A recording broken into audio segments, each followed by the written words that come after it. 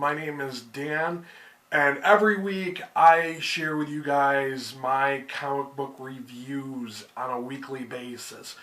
I have no hidden agenda, so I'm not going to just share with you whatever books happen to be trending on YouTube. I take the good with the bad. If I really didn't like a book, I'll tell you why I didn't like a book and why you perhaps shouldn't check it out, why you shouldn't waste your time on it. And then if I love a book, I'll tell you why I really liked it and why you should be reading that series. So, with that all being said, I've laid that out on the table. That's what these are. They're just mini comic book reviews. I give you guys a brief review of every book, and I read a lot of these trades every week. I read at least 10 an average every week. So the first trade I have read this week is an Image comic, and I have to say I absolutely love Image Comics. They have been putting out such good content over the last few years, and this is written by Ed Brubaker and drawn by Sean Phillips. If you're not familiar with who these guys are, they did a series called S.H.I.E.L.D, and I absolutely loved that series. It was a crime, noir, horror, all wrapped up and mixed into one. It was really, really good. This one focuses more on the noir crime mystery. And this one is called The Fade Out, Volume 1. This one takes place in the late 40s. It's Hollywood. And this starlet, this is her big debut. I mean, she's been in other films, but this one's supposed to be the one that, breaks her out and she mysteriously is strangled. And I won't say any more than that because that's the start of it. And it's just from there, and Brubaker just has a way of spinning out the details and slowly giving you a little bit here and there. It's just such an enticing mystery. Definite page turner. I love the way Sean Phillips illustrates this. It gives you that old-timey feel, it really takes you into that time period. I really, really enjoyed this, and I did rate this one 5 out of 5 stars. Like I said, this was really good, guys. If you're not even into crime noir all that much, but you like historical accuracy type things, I think you'll enjoy this. Like I said, and then if you are a fan of Fatale, I think you'll enjoy this even more. So I really cannot wait to see how this one pans out. I don't know how long of a series this is going to be, but I really thought this was next we have Batman versus Superman, The Greatest Battles. This one was a lot better than I thought it was going to be. I was afraid it was just going to be a lot of reprinted issues of stuff I've already read. But then I have to remember that I'm kind of new to reading DC, honestly. And the only one that I had read before was, of course, the Frank Miller, The Dark Knight one. So I thought this was kind of interesting. They're all most of them are newer DC. There's a lot of new 52 ones in here. There is a few classic ones. But one of the main themes you get was that there really is no real winner when it comes to Batman versus Superman. They kind of evenly match each other, and it really shows how they're more like brothers than anything. So I thought that was kind of cool. I really did enjoy this volume, this little collection, and I rated it 4 out of 5 stars. I thought that this was a worthy book of checking out. So if you really like Batman and Superman, I think you should check this one out. I think it is worth reading. After that, I picked up Peter Panzerfaust, Volume 1, The Great Escape. Now, before I say too much more about this book, I really, honest to God, guys, did not know what this was about. I picked it up because it was an Image book. I've been reading a lot of Image lately, and I really enjoy the Image stories I have been reading. but not every single Image-produced book I think is that great. This one being one of them, and I'm going to go over kind of what it's about. It's retelling of Peter Pan, but it takes place in World War II. World War II Europe, and most of it, this one takes place in France. And I didn't even realize, because I didn't read what it was about before I started reading it. I was like maybe a tenth of the way into this book, a quarter of the way, and I really felt like giving up on this book. I just really didn't like it. And I don't mind, I kind of like watching some World War II films. And I was just like, man, I'm not really feeling this book. But I decided to push on through it. It wasn't until I got halfway through that I realized, and it finally clicked in my head that this was Peter Pan. And I was like, oh, okay, that kind of makes a little more sense as to why they keep calling that one guy Toodles, because I thought it was kind of dumb that they kept calling one guy Toodles. One of the other things I really didn't care for in this book was the fact that they, and this isn't the only book that does this, but they'll say phrases in other foreign languages and they don't translate it. I hate when books do that, because if you're not a speaker of that language, then it just kind of, you don't understand what's going on if they don't translate it. So I really felt that this was a weak book. I only rated this one 2 out of 5 stars. I know a lot of people really like this. They thought it was great that it's Peter Pan, but I'm just not feeling it. I did request Volume 2, so I'm going to try out Volume 2 and see if I still really dislike this book or what. So I'll give it a second go. Okay, I have a stack of books to get through here. Hellboy, the BPRD, this one's 1952. Of course, with all Hellboys, of course I rated this one 4 out of 5 stars. This one takes place shortly after Hellboy's arrival to the Earth dimension. And he has to battle like these cyborg monkeys and this like Nazi Frankenstein type creature. I don't even remember what his name is, but it was pretty good. Of course, the artwork by Mignola is always one of the best. If you like Hellboy, you'll definitely like this. That sci-fi type action adventure stuff. After that, I picked up the Black Vortex. This is the Black Vortex story in its entirety, and it is a hardcover, of course. Now, I do have to say, I already read a majority of this in the all-new X-Men and in the Guardians of the Galaxy.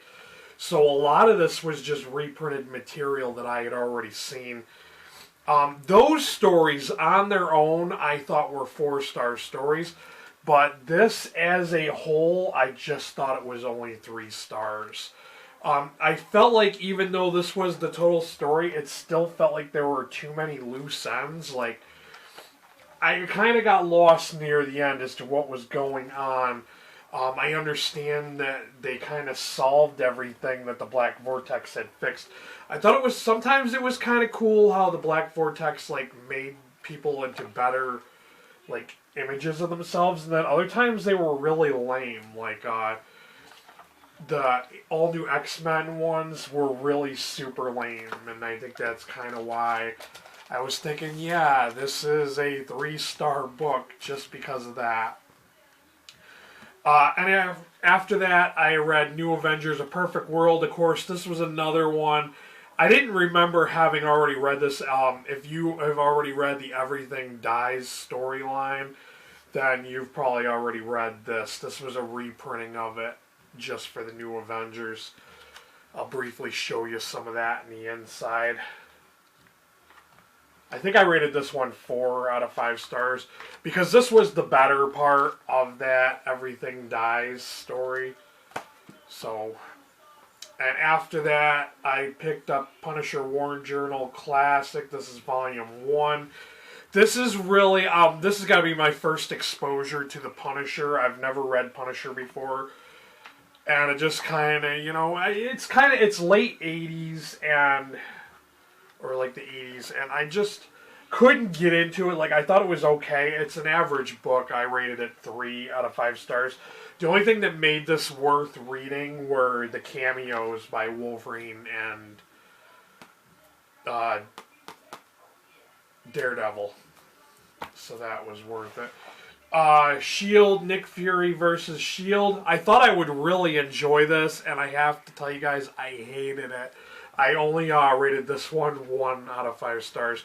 This is another one from the 80s, and it just, I don't know, maybe I'm too used to the modern S.H.I.E.L.D. stories, but this, I thought I would enjoy it because it's the old Nick Fury, and it's, of course, it's like spy versus spy type stuff with, you know, AIM and Hydra, and so I just didn't care for it. This was very dialogue heavy, and the action was just kind of Up next we have Hulk by Jeff Loeb, The Complete Collection, Volume 2. I do have to say that I have already read a majority of this volume, so, but this one actually features the reveal of who the Red Hulk was, so I thought that was pretty cool. It was kind of neat how they showed it in flashbacks, a series of flashbacks, and his own daughter was the one who revealed who he was. I thought that was pretty cool. This was an epic collection. I like how they showed how the other like heroes became Hulks. It was definitely entertaining. I rated this one 4 out of 5 stars. If you like the Hulk, I think you'll like this one, so check this one out. Okay, I got 3 books to finish up this week in review, and the first book is S.H.I.E.L.D. Origins. Now, this one kind of explains the Black Nick Fury, and because I always thought he was just the ultimate Nick Fury, so they're making him like the main Nick Fury for all across the board Marvel Universe. And they're explaining that with this book, The Origins. And it also explains Coulson too. But if you want to know who exactly that Nick Fury is, this book really explained it. I don't want to spoil it because it was really cool origin. I enjoyed reading it, and what the deal was with Coulson, and I guess Nick Fury and Coulson were buddies or something like that. One flaw I did find with this book was it kind of jumped from that origin story right into an Avengers storyline, and then it jumped into another Spider-Man storyline. So it just kind of like, there was no like fluidity between those stories. But I did think this was worth checking out, and I did rate this 4 out of 5 stars on Goodreads. I liked this way better than the previous S.H.I.E.L.D. book I had read. This was definitely, and it was super thin, so it wasn't that hard to get through. After that, I read Pregnant Butch by A.K. Summers. This, of course, was another Goodreads recommendation, and it's all in black and white, which you guys, if you've been watching my channel for a while now, you know how much I really do not like black and white comics. This book was so hard to get into. I honestly do not know why Goodreads thought this was a good recommendation for me. The humor was so dry and bad, like, it just was not funny at all. I just want to say right from the get-go that the reasons I didn't like this was not because it's a lesbian-themed memoir. That's not it at all. I just did not like the humor. I thought the humor was very dry, bland, and not funny. I thought the drawing style was really lame. I really didn't care for it. And the story was just, it was kind of really meh, you know? It was just nothing too exciting or really great over the top. I did rate this one 1 out of 5 stars, and I think this may be my first 1 out of 5 star book for the year. I just really did not like it. I know that it's mixed across the board what people think about this, so I don't want, my review of this to like make you, to discourage you from reading it, because it may be your thing, but it definitely was not mine. And the last book for this week in review is going to be Amazing Spider-Man Spiral. This takes place after the events of the Spider-Verse, so everything's kind of settled down with the events of that and the Secret Wars and everything, and I guess this is what the new Spider-Man is like for the Marvel now. And to be completely honest with you guys, this was just an average story. Mainly featured the Wraith, who is a new superhero, I guess. And plus it had Hammerhead and a lot of the Kingpins, since the Kingpin is in Europe doing something. So all these small player villain gangsters are trying to get their piece of the pie, and it just really wasn't that great. I just thought it was just an average story. I like the fact that I like Spider-Man, but I just wasn't feeling this. It wasn't that great. It was okay. And like I said, I rated this one 3 out of 5 stars on Goodreads. So that is my week in review for this week. If you liked it, please give it a thumbs up. If you have not already subscribed, but you find yourself watching my week in review comics, please subscribe. That way you'll know when I upload a new video every week. And I hope that I've given you guys an opportunity to find other graphic novels. Yeah, sometimes I read superhero graphic novels, but not all the time. I do sometimes read other stuff like this type of stuff. So if you're looking to find and experience, maybe get some recommendations for that type of stuff, I really think you should hit that subscribe button. Thank you for watching, and until next time, later guys.